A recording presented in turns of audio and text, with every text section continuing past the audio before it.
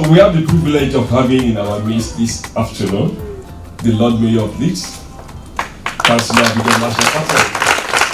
Thank you for visiting or for being part of this. So I have this privilege to invite her to the podium to deliver to us a keynote speech. May I ask every one of us to rise up as we invite the Lord Mayor of Leeds.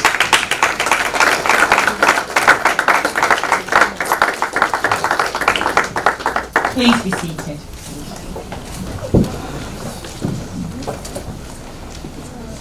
Okay, a very good afternoon to each and every one of us, and thank you all so much for coming in numbers. Pastors of the church, Africanus, and all those who have contributed to making today a success, all the volunteers, thank you all so much, and God bless you. I am so pleased to be here with you all today. I have been asked to speak about parenting with a purpose. Not an easy task to be a parent, but it's such a blessing to be a parent. Thank you for inviting me to speak on such an important topic today.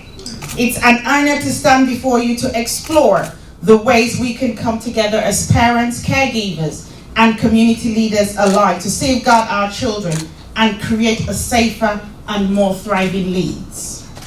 When we talk about parenting with purpose, we are speaking about the intentional acts of love, intentional acts of guidance, and protection that provide our children with a strong foundation.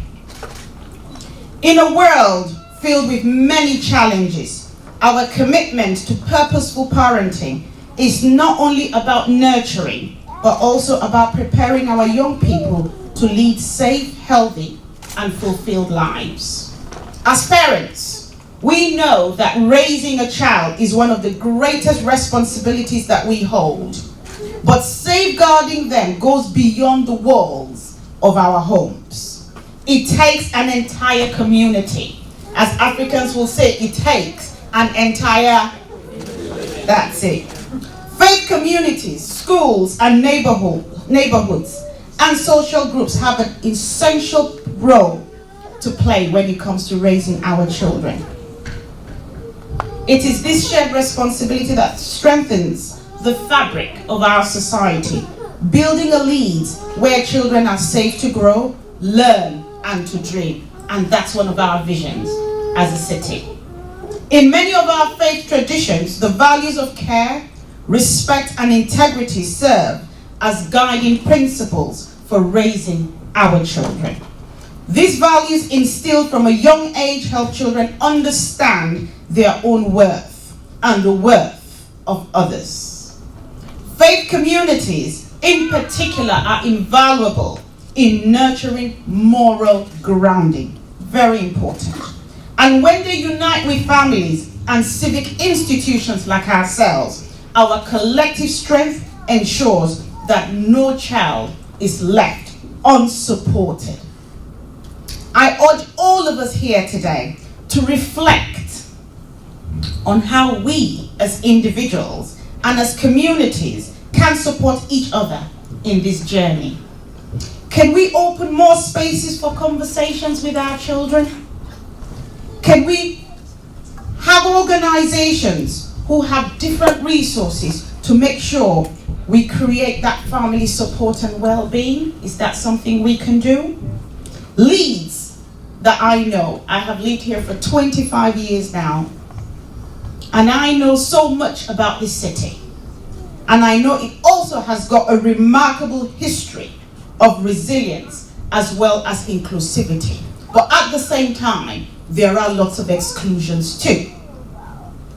And by continuing to hold the values that are dear to us when it comes to raising our children, we can offer our children the safety and opportunity that they deserve. Together, let's ensure that each child in Leeds feels the warmth of our community, that cares deeply for them, a community that nurtures their potential and protects their well-being. This is not just a goal for us, but we want this to be our legacy, one that will ripple through generations to come.